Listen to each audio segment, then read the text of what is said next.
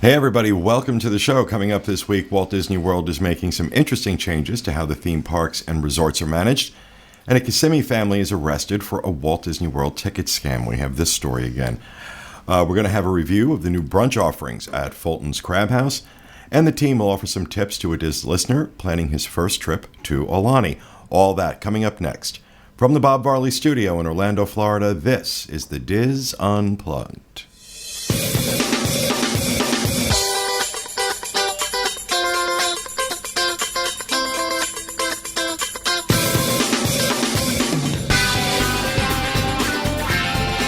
This is the Diz Unplugged, episode 870 for the week of January 26th, 2016. The Diz Unplugged is brought to you by Dreams Unlimited Travel, experts at helping you plan the perfect Disney vacation. Visit them on the web at www.dreamsunlimitedtravel.com. Hello, everyone, and welcome to the show, coming to you live from the Bob Varley Studio in Orlando, Florida. I'm your host, Pete Werner. Joined at the table this week by my good friends John Magi. Hi, everybody. Kevin Close. Ooh, it's chilly here in Florida. It's 65. Kathy Whirling. Hi, everybody. Julie Martin. Hi. Back in the production nook, our producer, Craig Williams. Hello. Along with intern and writer extraordinaire, Mr. Steve Porter. Hello. So welcome, everybody. Hope you are having a good day and a good week.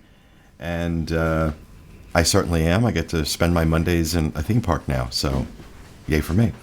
Got some things in housekeeping. First, just want to make sure we mention our other Diz Unplugged shows for this week.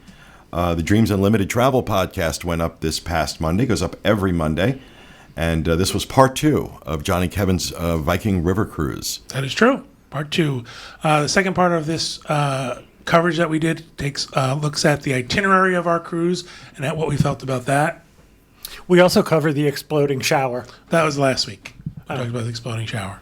Compared to much last week. That was the excitement of that. Well, this is the one that just went up yesterday, right? No, part 2 is the itinerary. Part 1 was the ship itself. okay. And in the ship itself, we talked about our accommodations. And then coming up on this week's show, the one that will be released next Monday, we're going to talk to one of our Dreams Unlimited travel agents, Jana Kazmierzak, about sandals and beaches. She talks all about sandals and beaches, why she likes that as a destination, and offers some really great information and tips for folks who are looking at that kind of travel. Awesome. Also, every Monday on iTunes, every Sunday live, Mixlr.com at 11 p.m. Eastern, 10 p.m. Eastern, 7 p.m. Pacific, the Disneyland edition of the Diz Unplugged. This week, the team discusses the week in Disneyland news, plus Nancy Johnson begins a new series entitled Disneyland is My Land, focused on making sure your kids are getting the most out of their Disneyland vacation. Does Disney know that Disneyland now belongs to Nancy Johnson? And coming up, that's the episode that just went up yesterday. And coming up, I guess, this week, Michael Bowling continues his 60 years of Disneyland series with a look at the design and construction of the Haunted Mansion. And so I guess you have that coming up. So that's the Disneyland edition. Do we know what the trip is doing this week? Mm-mm. We don't know what the trip is doing, but the trip will be doing something Wednesday, 1 p.m. Eastern, DizUnplugged.com. And, of course, Thursday, the Universal edition of the Diz Unplugged with Craig Williams, Jenny Lynn Knopp, and Rhino Clavin. And this week, they are talking about, they're doing an attraction review of Spider-Man. So that sounds exciting for you. That's correct. I'm looking at you to say something. And You just said it all for me. I felt like I was at the laugh floor. Correct. while we are on the subject of our other shows, I do have an announcement to make regarding the trip. With a lot of the changes that we've been making, all of you have been noticing the amount of time we're in the parks, the stuff coming out of the studio now every day, in addition to our shows. In a discussion I had with Jackie, Jenny Lynn, and Teresa, we have decided to retire that show at the end of February. And I know some people are going to be very disappointed to see it go. Rest assured, Jackie, Jenny Lynn, and Teresa will still be here. You're going to be seeing other things coming out of the studio. We have some plans for them as a trio to do some fun things on the site. And, of course, Jenny Lynn is doing the great job with the daily fixes. Plus, there are some other nice, cool new things that she's going to be doing. So just as we're kind of introducing all these new changes, we kind of came to a conclusion that with what Jenny Lynn already has on, what she already had on her plate with the addition of the new stuff, Teresa with managing the Welcome Center and her Dreams Unlimited clients, and Jackie having to drive down here from Jacksonville, it was just getting to be too much. So I made the decision, with their blessing, of course, that it would be better to kind of retire the show and move them into other areas. So I believe that would be February 24th will be the last episode of the trip, Wednesday the 24th. So I wanted to make sure I mentioned that. Also, many of you are asking me for details on the 10th anniversary of the Diz Unplugged in July. And while we are still working at hammering out those details, I will let everybody know it is going to happen the weekend of July 22nd through the 26th. We just don't have the details out ready yet for release. We're working on some really, really cool stuff. But it is going to happen that weekend. So if you're planning, if you're wanting to be here, start making your plans. It is going to happen that weekend, July 22nd through the 26th. It's a Thursday through a Tuesday, or Friday through a Tuesday. And that Monday, the 25th, is going to be the live 10th anniversary show. And keep your fingers crossed. I think we may have a very, very, very cool venue for that. That we're working on. So we got a lot of things we're planning for that weekend to do, but we're not ready to make any formal announcements. But I know people want to start booking their plans. Count on it. The 22nd through the 26th, we're doing it. But we will release details as time goes on. So if you want to be here for that, go ahead and start making your plans. July 22nd through the 26th, with July 25th being the big day, our 10th anniversary. The exact 10th anniversary of our first roundtable format of the Diz Unplugged. Hard to believe it's been 10 years we've been doing this. And I haven't aged at all. No, neither have I. Neither have I. I'm practically 29. All right, anything else in housekeeping? Nope. No? Nothing for me. No? All right, then we'll move on to Johnny with the news. All right, our first news story. Changes in management at Walt Disney World. Da, da, da. Da, da, da. Walt Disney World is changing the way the management system works at their theme parks, effective immediately. Instead of having managers in certain departments, like food and beverage or merchandise, the general managers will be in charge of a whole area, such as Fantasyland. TheLaughingPlace.com says, quote, proprietors would manage each part of the operation within the area. From frontline managers would report to the proprietor.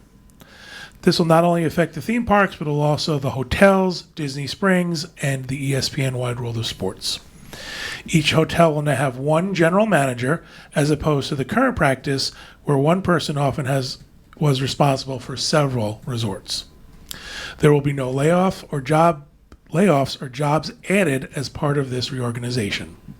According to the Orlando Sentinel, 18 managerial positions will become executive positions. Disney said that the philosophy is to take a more holistic approach to management, focusing on the overall guest experience. Well, and I think that's exactly what this is going to do, and why they're just getting around to this now, I don't know. So to kind of boil that down a little bit, right now, the way the management structure is over the Magic Kingdom, for example, you have a vice president in charge of that park, but then you have the food and beverage person who's in charge of all food and beverage for the Magic Kingdom. You have a sanitation person, you have merchandise, retail, all that stuff. Now what they're doing is they're centralizing it in the various lands. So Tomorrowland is going to basically have its own general manager. They're calling it a proprietor, I guess. And that person is now responsible for managing sanitation in Tomorrowland, retail in Tomorrowland, attractions, all that stuff.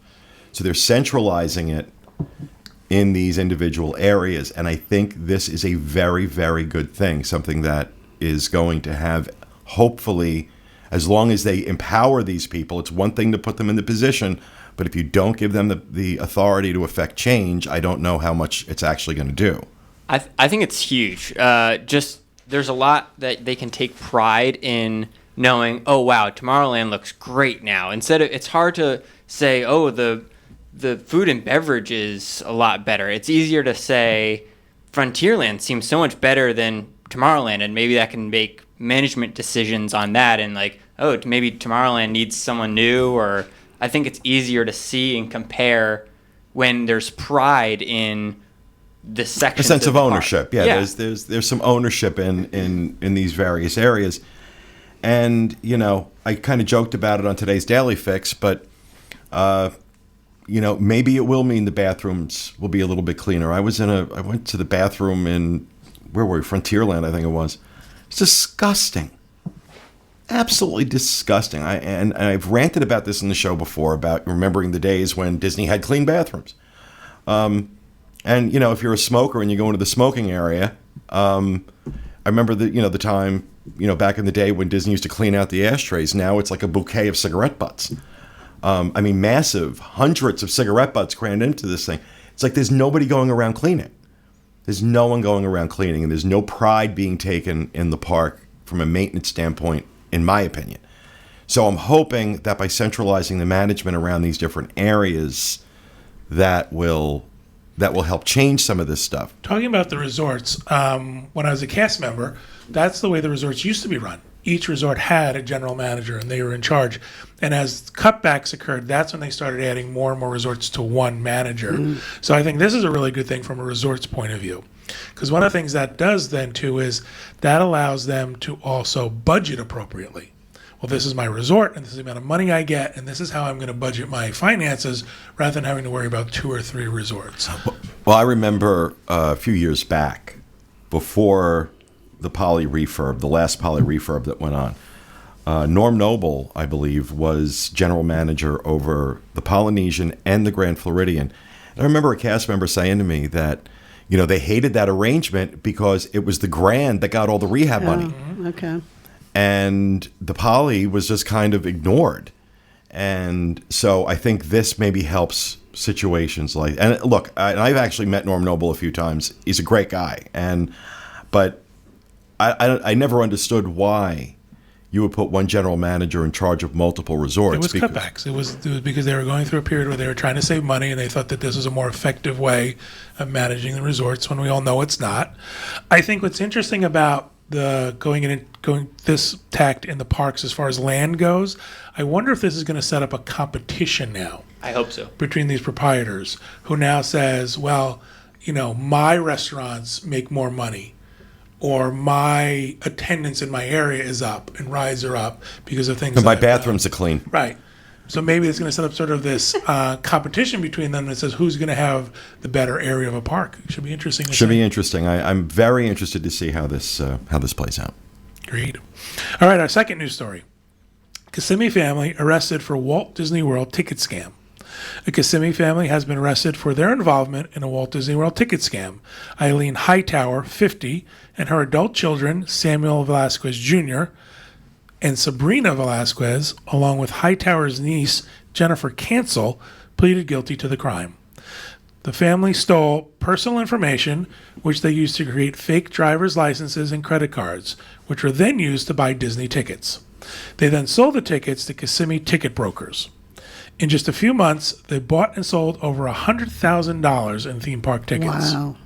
Senior U.S. District Judge G. Kendall Sharp sentenced each of them to at least 3 years in prison, and they were ordered to pay $107,000 in restitution.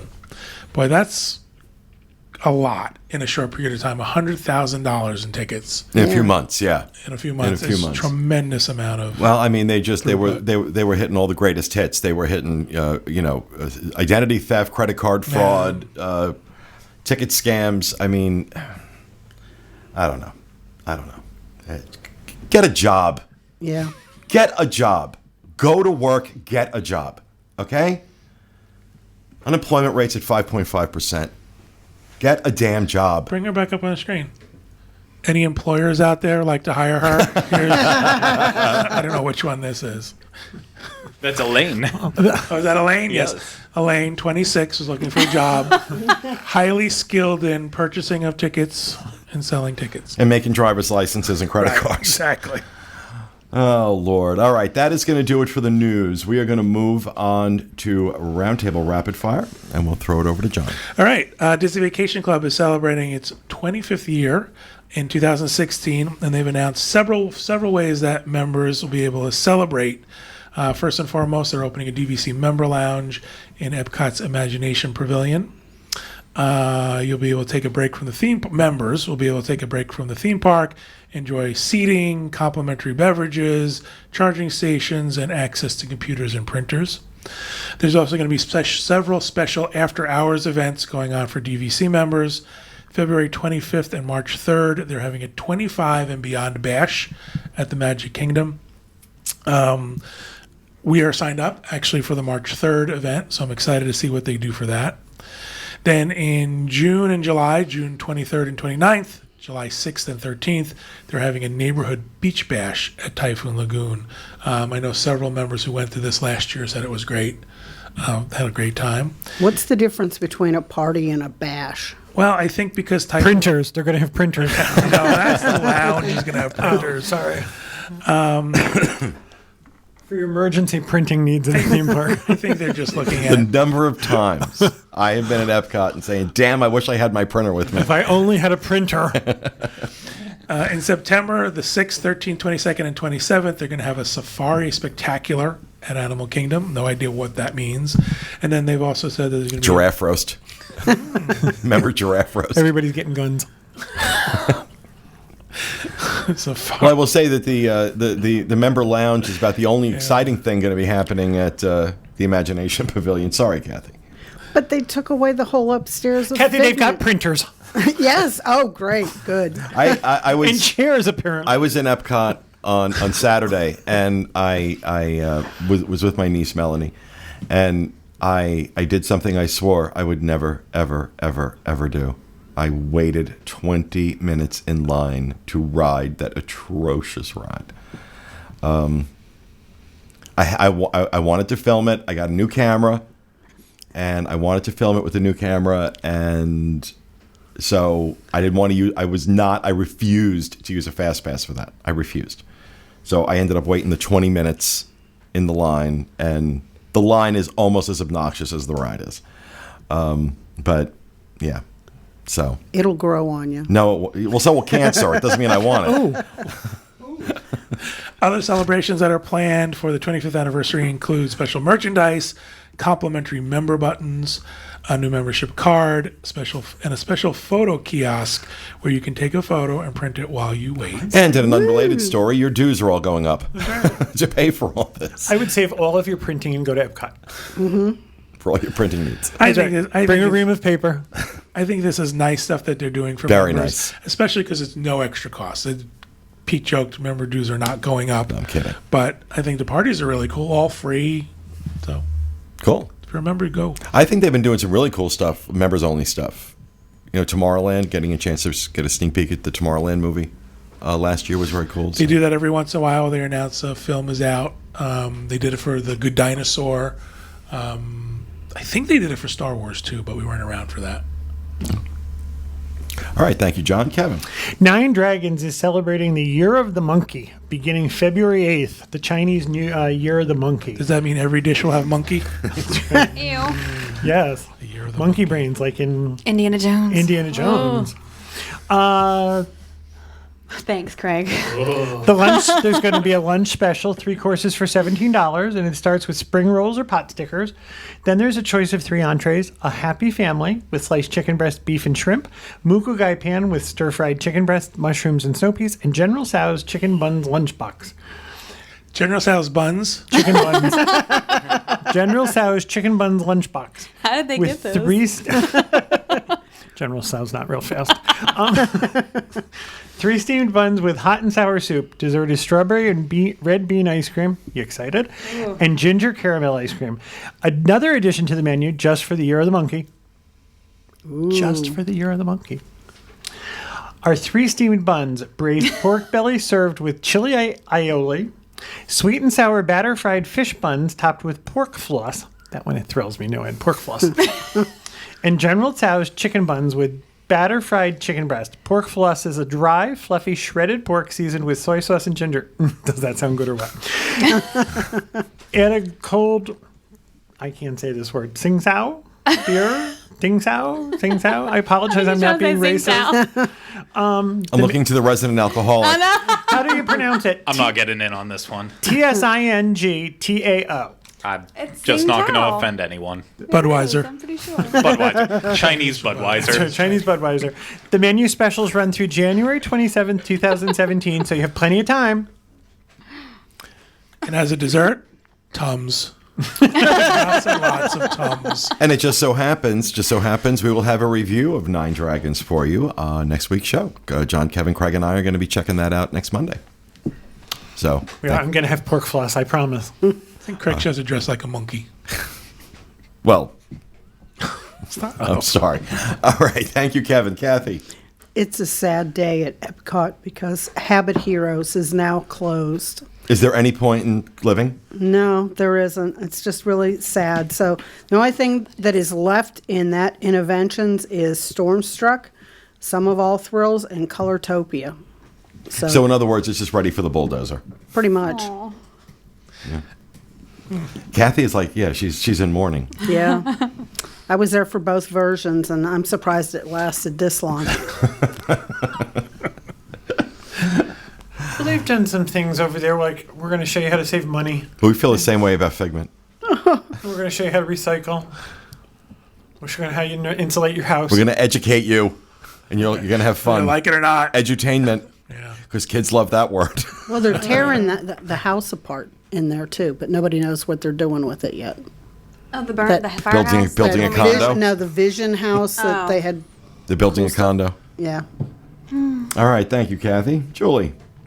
Okay, Disney has recalled 2 of their infant bodysuits. One is a Darth Vader bodysuit, and the other is from the Diamond Celebration at Disneyland. I felt like this was came out on the 19th, but just in case, so that everyone knows, because approximately 10,000 of these infant bodysuits are being recalled. So the one with featuring Darth Vader is gray, and it says "If you only knew the power of the dark side." It was sold at Disney World, Disneyland, and aboard Disney Cruise Line. And it's all 3 months, 6 months, 12 months, 18 months, and 24-month sizes. And then the Disneyland Resort Diamond Celebration one is light blue.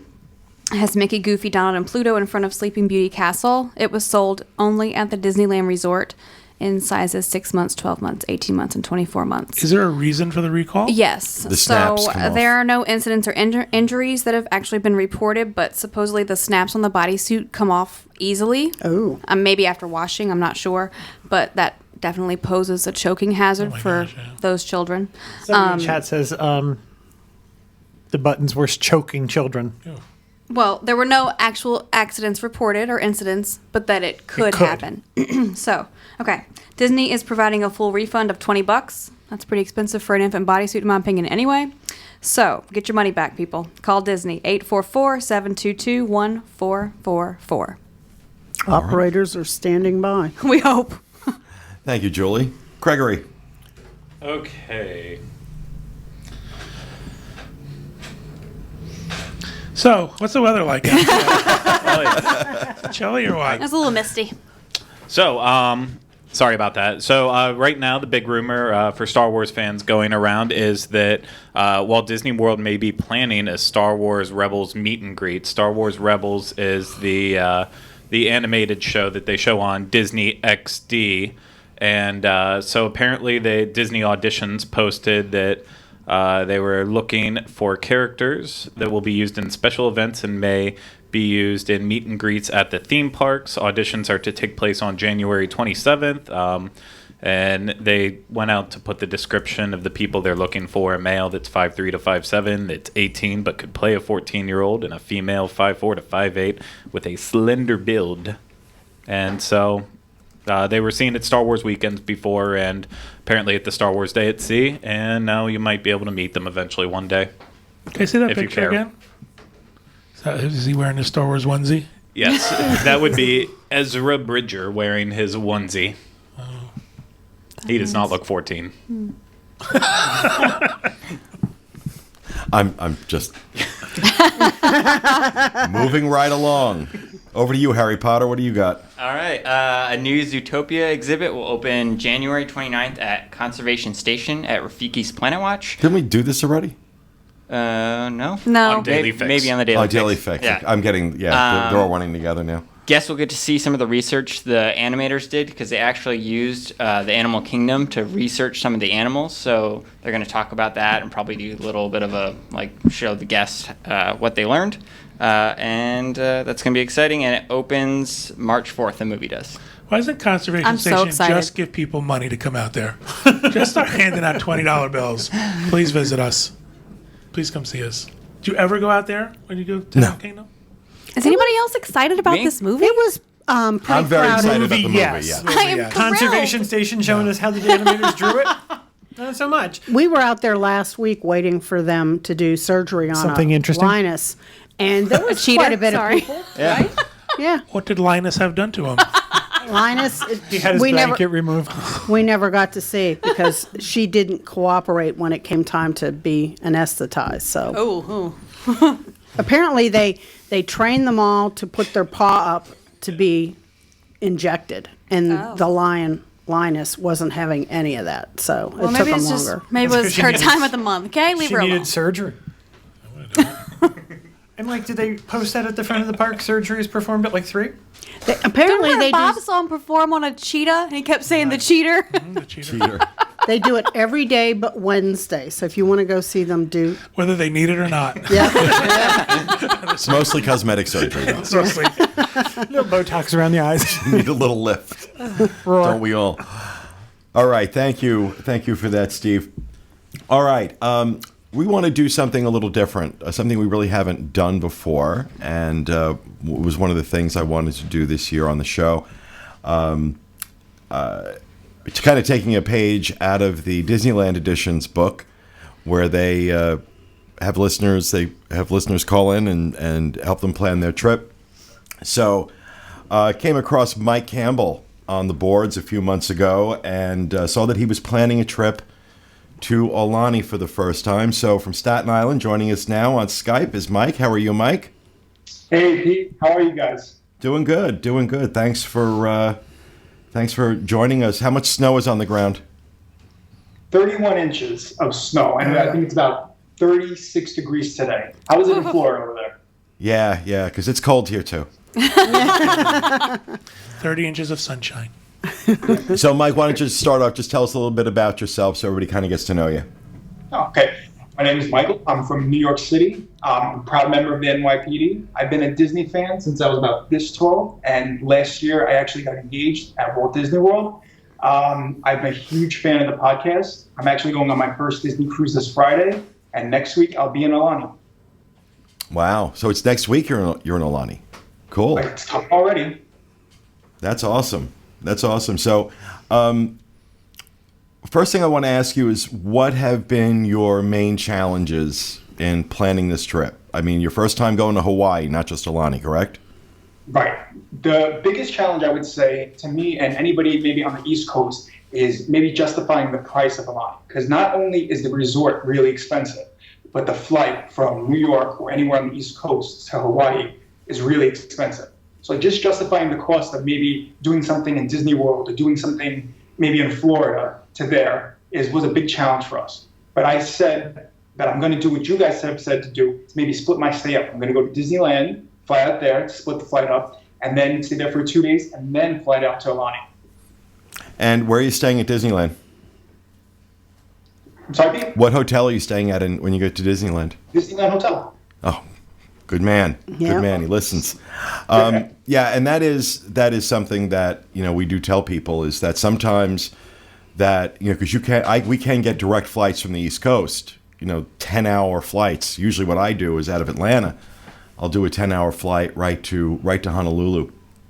Sometimes you actually end up getting a better price if you fly, let's say, from New York to Los Angeles, because that's a real popular route. You can get really aggressive rates on that. And then from Los Angeles to Honolulu, because that's also a very popular route, and they can get some really aggressive rates there as well. And of course, using that as an excuse to spend a couple days at Disneyland. Have you been to Disneyland before? Is this your first time? This will be my first time in Disneyland and California Adventure. Wow. What you said is right. It was funny because the price going round trip from New York to Hawaii was more expensive than breaking it up going from New York to LA, Hawaii, and then back. Right. Yeah, that's it depends on time of year. It depends on a lot of circumstances as to how that flight breaks up. I find that Delta has some really good prices. I've always found really, really good prices on Delta going direct out of Atlanta. I was really kind of surprised. But so the cost of Aulani, yeah, you're right, is it's not cheap, especially when you factor in what you have to pay to get out there. So we've all kind of felt that pain. My next challenge was Hawaii is an expensive destination, whether you're staying at Aulani or any place else. I mean, Hawaii is not cheap. It's because it's Hawaii. I mean, you're going to get that cost involved anywhere, unless you're staying at like the Hawaii Days Inn.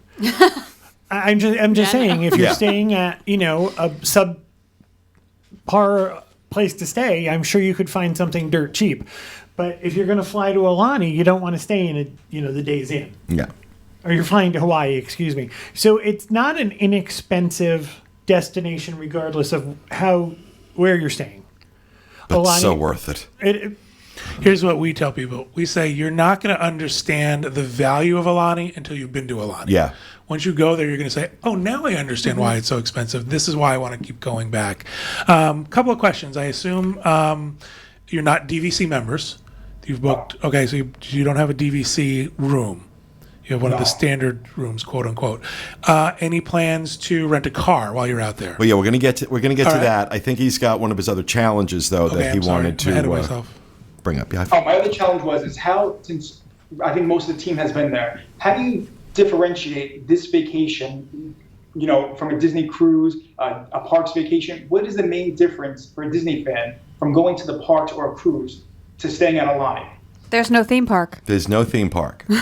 So what Aulani had to do in order to compete was really up its game in terms of the level of service and things like that. But what you also find with Aulani, and I think anybody who's been there will back me up on this, especially locals. Locals were very skeptical when Disney announced they were building this resort. But once it was built and they saw the care and attention Disney put into making it authentic and really respecting and representing the culture, the locals love it. The locals absolutely love it. And there is so much there that, and they're always doing things like in the lobby and around different parts of the property to kind of explain to you why this is like this and, how it all ties into Hawaiian culture. It is a very, very authentic Hawaiian experience. Aulani in and of itself is a destination. Locals go there on the weekends. This is something that they've chosen to do for their time off. So there's enough there to do to fill a couple days for sure. But one of the things we tell our clients as well is that your quote-unquote theme park, the activities you would do in a theme park, is actually Hawaii itself. Yeah. Oahu is one of the most beautiful destinations in the world. And there's so much to do there. You'll never be able to do it in a few days or even in a week. So you're never going to get bored. It's also depending on what you like. If you want to sit by the beach, beautiful place to sit by the beach all day long and just relax and chill out. We look at it as a completely different vacation than a theme park vacation. It's not about running and doing and being active every minute of the day. It's more about relaxing and enjoying and just sort of detaching and not being so involved every single minute of every day. You also feel like you are not in the United States, in my opinion, for us at least. Like, you feel like you are in a different place. I think it comes from, at Aulani, they treat you just like they treat their own family or relatives. Everybody's auntie, everybody's uncle and cousin. And I don't think I encountered one angry person or upset person, whether it be someone who was staying there with us, like us, or a worker. And like you said, I saw people that we encountered either as bar staff or maybe a server or hotel staff in general on the beach enjoying themselves or at the pool with their children, like you said. I haven't been with my own kids. I've only been without, but I think you guys will have a great time. And if you're active, which you kind of look like you might be, we loved paddleboarding, out, kayaking. You can tell that from his shoulders? Well, he looks like he's kind of broad. I mean, he's a police officer. He's got to chase bad guys. Come on. Got to be in some kind of shape. But yeah, kayaking, paddleboarding. You can do all the snorkeling right there in their little, what do you call that? Pond. No, it's not a They're inlet, lagoon. that lagoon and inlet. It's Yeah. not a pond. No, it's not a pond. I was can like, give you "That's the girl." the biggest compliment I can give you is that John and I, John and I get to travel frequently, and we're very lucky to be able to do that. We own points, DVC points, and we've been to Aulani a couple of times now, and we have decided that Aulani is the place that we want to go back to every year. And not because of the wild entertainment, although there's a great deal of entertainment. Aulani is calm, and I can't explain it to you better than that. But it's so good that we went out and bought another contract so we have more points, and another friend of us went out and bought another contract so that we could go back every year. We're going in May for 12 days. So it's, to me, that's my compliment. I want to go back year after year.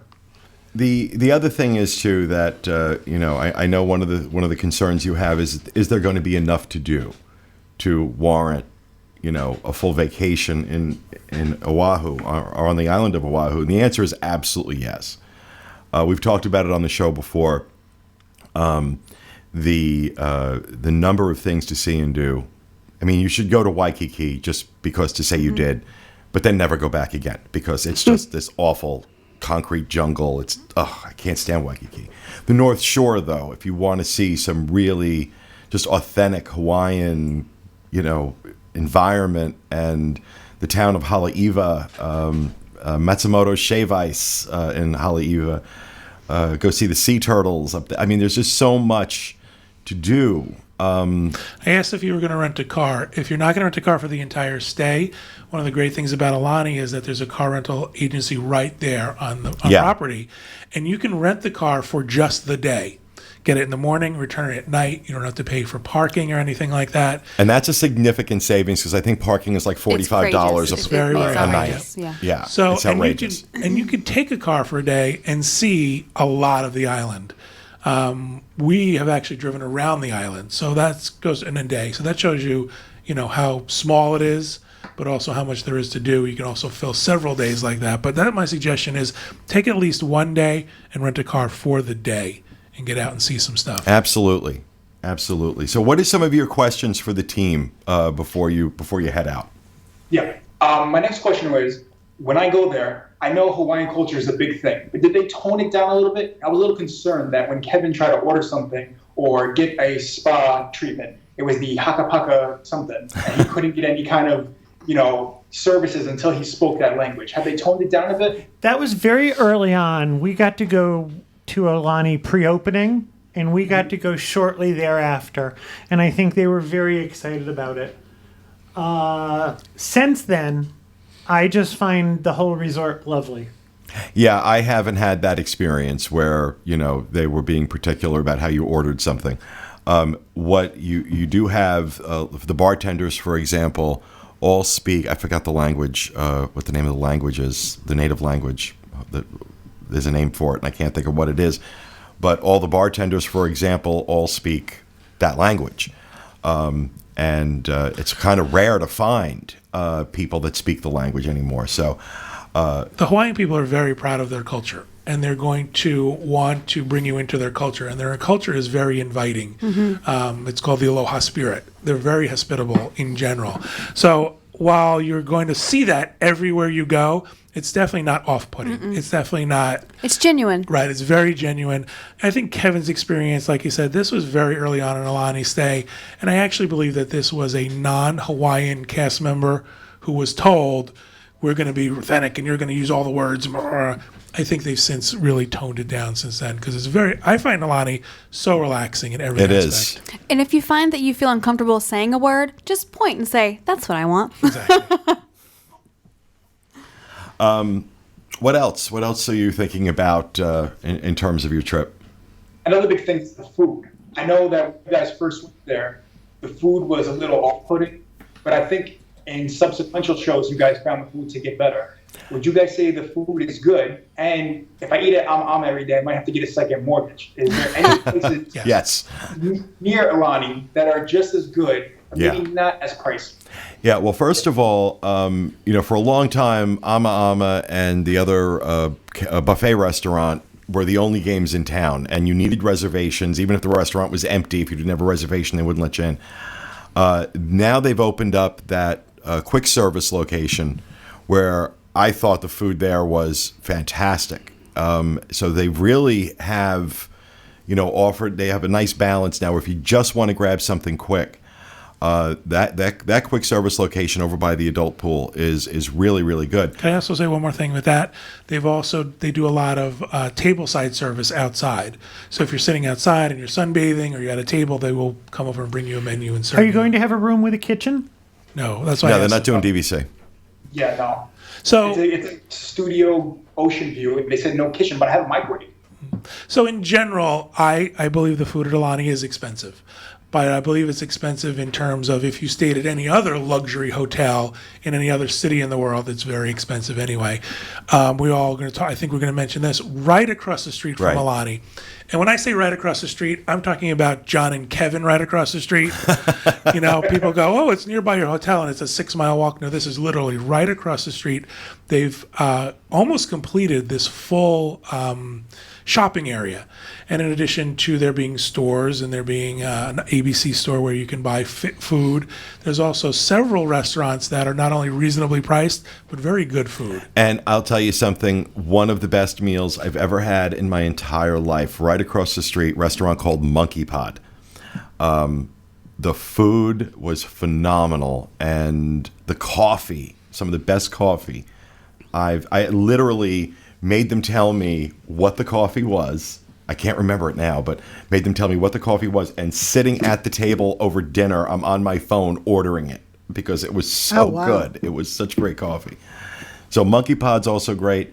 And also, if you're just really lazy, as long as they're not busy, Bell Services will take you in a golf cart across the street if you ask them. So they're very accommodating with that. But yeah, right across the street. But then also, we've had breakfast at... This you need a car. What was the diner we went to? Auntie Miller's. I can't think of it. We go to it every time. Anna Miller's. Anna Miller's. You surprised me with that. I had to think for a minute. It's actually over by in Pearl City. By Pearl Harbor, by yeah. Pearl Harbor. Again, this is something you definitely need a car for, and it's a locals place. It's not a place where you're going to find tourists. It's all locals go there to eat, and we think it's wonderful. We go many times during our trip. But then again, if you have a car, if you're going to Pearl Harbor, definitely go and see Anna Miller's. Yeah, But I think in the general vicinity of Aulani, there's quite a bit. And again, I mentioned the ABC store. The ABC store has not only stuff you can purchase and make, if you had a kitchen or even in your microwave, you might make something, but there's also prepared foods. So you can go and get a sandwich or a sub or a salad. ABC stores in Hawaii, they're like one-stop shopping. You can buy alcohol, you can buy bathing suits, you can buy food, A ukulele. you can buy toenail clippers, you can buy a ukulele. I think you can buy snow tires. They have everything. now for a Disney fan like us, that planning is a big part of every vacation we take. We're gonna plan everything to within an inch of its life. My best experiences in Hawaii have come from getting in the car, picking a direction, driving, having no idea where I'm going, and just happening across someplace, happening across a restaurant, happening across a store, happening across a beach, because the beaches are all free, especially at sunset up on the North Shore. You'll never see those sites are you're not going to find them anywhere else. Not like that. My best experiences have come from doing that existential, impromptu, get in the car, pick a direction, go, and see where the road takes you. And you really can't get lost on the island. I mean, it's not that big an island. And I think, the furthest you'll ever be away from Aulani is about an hour and a half, 2 hours. So you can't you really can't get hurt. And those have been my best experiences. Some of the best things I've discovered, the best things I've found. Fine Ass Chocolates, for example. Found just kind of doing that. And it was a great chocolate place. And there was a great restaurant right next to it, and I can't remember the name of it. But we had an amazing meal there. And we just happened upon it. We didn't look for it. The first time we were out there, Walter stopped at there were these shrimp trucks in the side of the road. Trucks are very popular. Up on the North Shore, and they're really popular. And at first I was terrified, that he was going to die because he's eating seafood out of a truck off the side of the road. But, it was amazing. And, everybody raves about it. And these are some of the experiences that I think are the ones that stay with you. And especially when you discover them. For me, it's about taking my camera and just going. And when we first went, we stayed. The first time we stayed in Hawaii, we stayed in Waikiki, and I was very disappointed. It didn't look like anything I expected. It looked like Fifth Avenue in New York with palm trees and a beach. But I like the fact that that's there. I like the fact that you can go and visit it and see it, but not have to be in the middle of it. And we wanted to go. Well, I had heard that Kailua, which is on the other side of the island, was completely different. It was very laid back, had a very mellow vibe, and we wanted to go see it. And I asked for directions. I said, how would we get to Kailua? And this woman grabbed her throat and said, oh my gosh, that's so far. And I thought, well, it's an island. How far can it be? And she said, sir, that's 20 miles. Oh, jeez. And we drive more than 20 miles to get here. So it wasn't a big deal. And John considers it one of the most beautiful drives he's ever done. Yeah. You go through the mountains and you go through tunnels, and it's just gorgeous. You get some amazing views. But it's 20 miles away, and it's the exact opposite side of the island. I had read a fact one time that Oahu has all of the climate zones on Earth except an Arctic zone. There's a desert, there's a rainforest, there's a temperate zone. We drove over to Kailua, and it was an entirely different feel, and there's like the Kailua main store that we stop at every time that we love. It's just it's a small town feel, but I have a funny story to tell you. We went swimming on the beach in Kailua one day, and all of a sudden there was this big black spot in the water.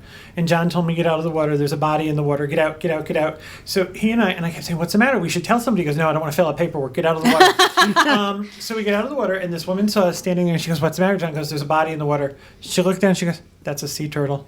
But it's beautiful, and it's 20 miles away, so it's an entirely different attitude and atmosphere. So that's fun. all right. So now, Mike, you're leaving next week. Next week. And I think you're going to have an amazing time, but you're going to come back on the show after you return and tell us all about your experience and what you learned. I would love to. Awesome. Mike, thanks so much for taking time to talk to us today. Really appreciate it. Thank you guys for having me. Have a great trip. All right, folks. We are going to move on to our review of Fulton's Crab House Brunch. A go-go. Yes. I don't know. For this, John and Kevin couldn't join us, so it was my mom and my brother and Diana Varley, Bob's wow. wife, joined us, Great. and Jackie Gailey and her husband, and Kathy, and my niece Melanie. So we went on Sunday to do this, and I got to be honest that my experience with, first of all, I'm not a seafood eater, so Fulton's is not some place I naturally gravitate towards. And the times that I have found myself eating there, I've always had either a hit or miss experience with the food. So I wasn't really sure what to expect.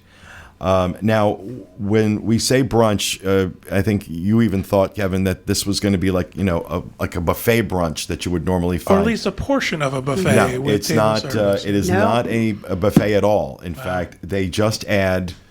They have a separate brunch menu that's in addition to their existing menu because they only open for lunch or dinner.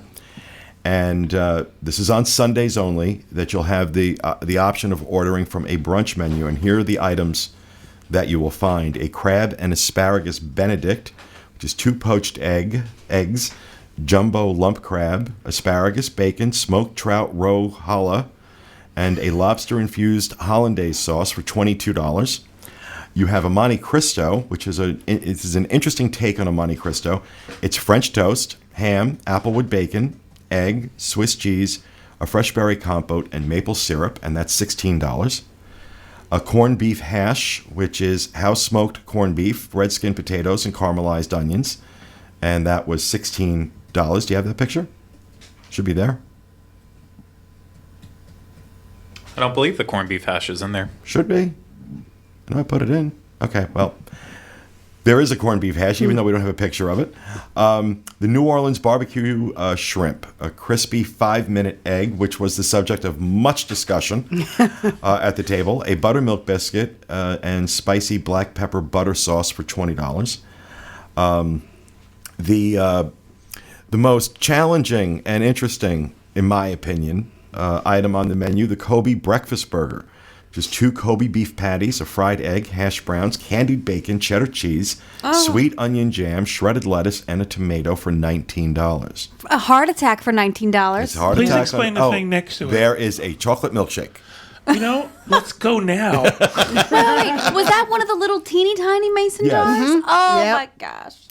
And they also serve several brunch cocktails that are ranging from $13 to $20. We did not order any of those. Now, again, this is available in addition to the regular menu.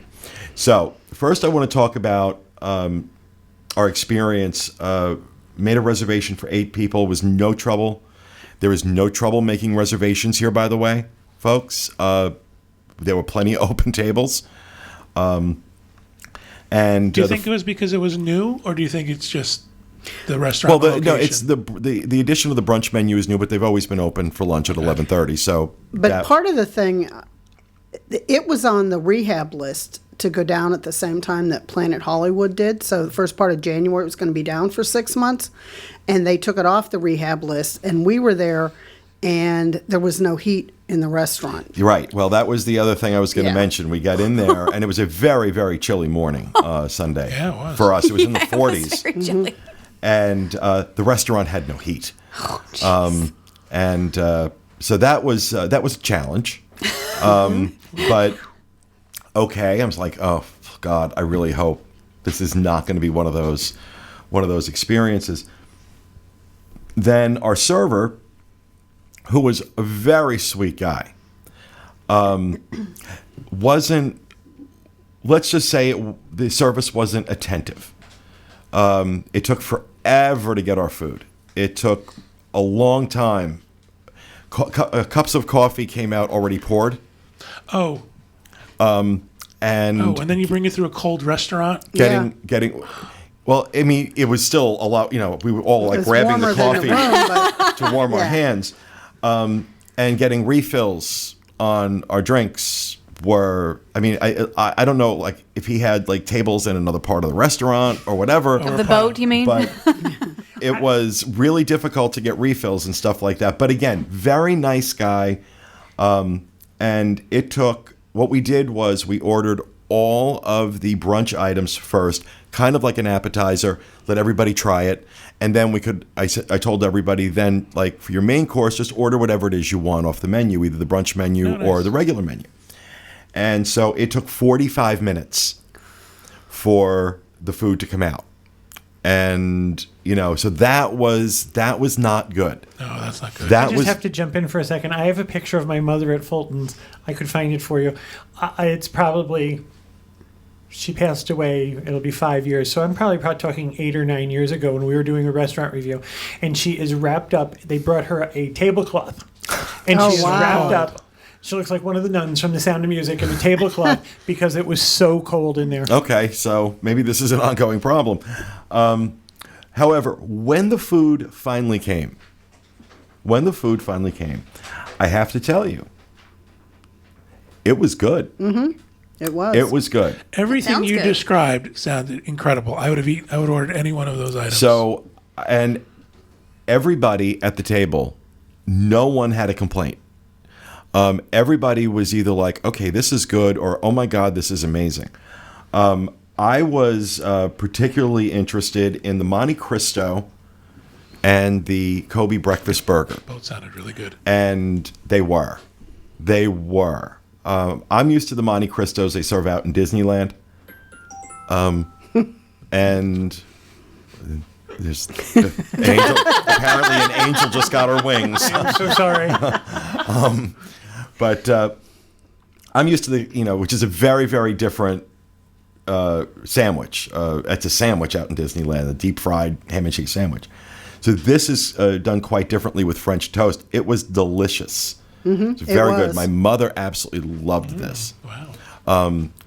The Kobe beef breakfast burger, as absolutely vile as it sounds, Sounded good. it was delicious. It was very, very good. The way you described it, and even the picture, it sounded really good. I'm surprised you thought it sounded bad. My issue with, because Diana ended up ordering that as her main course. My issue with the first one that came out was that one of the burger patties had been grossly overcooked. Oh, yeah. So it was like a mouthful of charcoal. The second one that came out, though, was not the case. Right, that one was perfect. Now, you tried the crab and asparagus Benedict. No, No, I you didn't. No. Well, somebody did. Somebody Kevin, did, and they yeah. loved it. Oh yeah, everybody that had the bits and pieces of everything. Everybody liked everything that came out. What did you order as your main? I ordered after we did the appetizers, I had the fish and chips, but I had that barbecue shrimp. You tried the barbecued shrimp. Yes, and I said I was fascinated by the 5-minute crispy egg. Right. Yeah.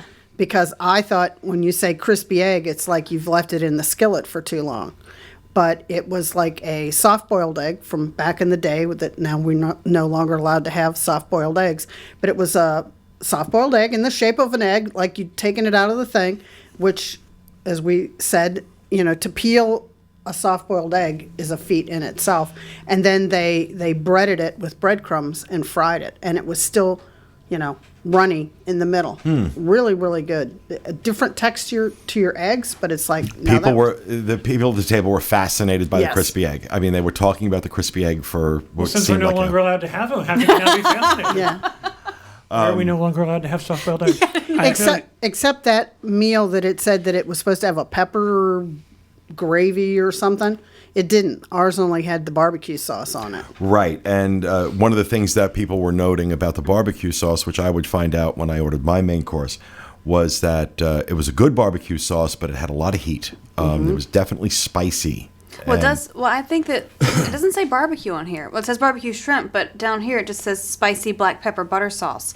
Maybe. Well, I think that was... There was supposed to be something, I think, go over the biscuit. Because the biscuit because was that just looks like sitting the there sauce like... on the side. Yeah, I Yeah. think so. I Where think do so. you see the sauce? Because All over on the side there. It looks like gravy. Yeah, It's yeah, like there's all a- black. that was and like the barbecue sauce. Yeah, that was the barbecue sauce. So all of these items, all of these brunch items were met with, better than average reviews. Then we ordered our main courses, and for some of us said, oh, I really like that, so I'm going to order that.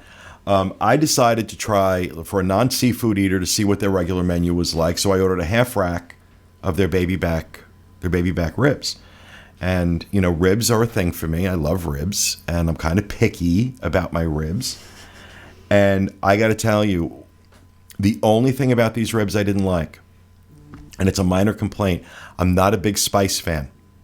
And there was the same barbecue sauce on the ribs that they're using on the shrimp, and it definitely had that heat. And they were the waiter told me they use Old Bay spices. Is that what they said? In it, which I thought was kind of different. But it was absolutely delicious. The ribs were perfectly prepared. And, we're going to get to the overall cost in a second. But the half rack of ribs was $22. Seemed to be about the norm on this menu, was things in the $18 to $23 range.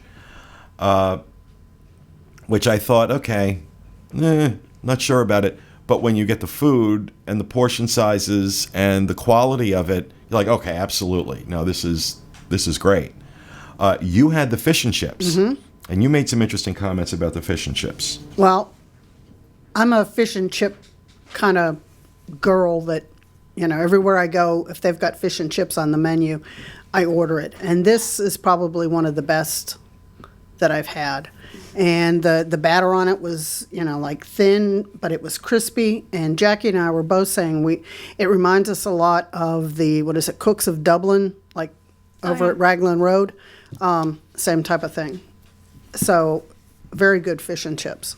I gotta say something. Based on the pictures you're showing me, everything is plated with care. Yes. There's definitely a finesse to how it was presented to you. So that tells me that the chef is proud of what he's doing, for sure. And he should be. I'll tell you, it like I said, everything I tasted.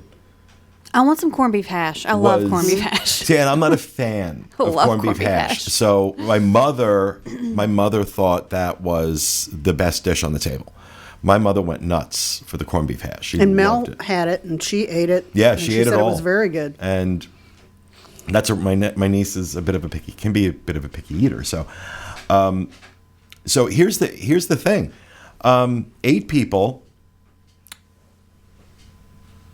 ordering all the brunch menus, and then everybody having an additional main course. The bill for this, Tables in Wonderland, with the gratuity added in, $290. Wow. For 8 adults. I had a number in my head. I thought it was going to be north of 400. That's what I thought. And when I got the bill, I was like, oh, wow. Folks, this is a great place for a Sunday brunch. Mm-hmm. I think it's an easy reservation to get. I think if a Sunday afternoon over at Disney Springs, going to do some shopping, going to Maybe on a walk warmer around, day. maybe on a warmer Yeah. day, or when the heat's working. I was really surprised. Like I said, my expectations were. One of the things we're trying to do right now is go review some of the restaurants that we've maybe not had great experiences at before, see if they've changed. And so for me, like I said, the last time I was there, wasn't really impressed. I would go back here. I would go back here for those ribs. I would certainly go back here for this brunch. Mm-hmm. So Is it only served on Sunday? I believe so. Yes, Yes, it's yes. only served on Sunday. So And the waiter said that it was supposed to go down for rehab in April. Right. For like 6 months. So, if you're So- going to come before then, go there for lunch. if you're going to be here, I strongly suggest if you're going to be here before it goes down for rehab in April in the next few months, absolutely give this a try. Mm-hmm. I got to tell you, I was very, very pleasantly surprised by how good it was. And like I said, with the exception of the service being a little spotty, and I think there was a reason for that. I think this guy was maybe, Yeah. divided up into too many areas because he seemed to be running into other Yes. rooms a lot. But How early was your reservation? 11:30. So was it the was one of we were the first first when you- seating, yeah. Sometimes the kitchen's not fired up. So What, they got a wood burning stove back there? They really had to stoke with some I know that coals. would heat the rest of the restaurant. yeah, really. People are asking, how does it work with like the dining plan? Do you know? Well, the dining plan at Fulton's usually is 2 table service 2 table credits. service credits. But I didn't see what they said it was for the buffet. They did ask us if Well, it we wasn't had- a buffet, it was brunch. That's what I See, meant. that's why I was confused. Kathy's fault. The brunch. Well, I imagine, I don't know if I've got the menu here, and it doesn't say anything on the menu about it. So I actually don't know the answer to that. Okay. Yeah, but it's usually 2. It's normally a 2 Yeah. table service credit. So I imagine that, they're including brunch in that because there's nothing on the brunch menu that's more expensive than what's on the standard menu. I mean, really. I mean, prices for brunch range from $16 to $22. It's nice that they're doing this. I think brunch is overlooked at Disney. Yeah. Brunch is so fun. Yeah, I would definitely go back. I'd take family and friends, and I enjoyed it. Yeah, I would absolutely go back and do this again. So if you're if you're happening on downtown Disney on a Disney Sunday Springs. morning, or Disney Springs, excuse me, never get used to that. I still call it MGM Studios. Then this is absolutely a great place to stop for brunch on a Sunday morning. So, all right, that is going to do it for our show for this week, folks. We hope you enjoyed it. We want to say a special thank you to Mike Campbell taking time to join us, and look forward to talking to him again in a few weeks after he gets back from his trip. And thank you for taking time to sit with us as well today. We will be back with you again next week with another edition of the Diz Unplugged. Thanks for being with us, everyone. And remember, stay out of the damn lakes. Stay warm.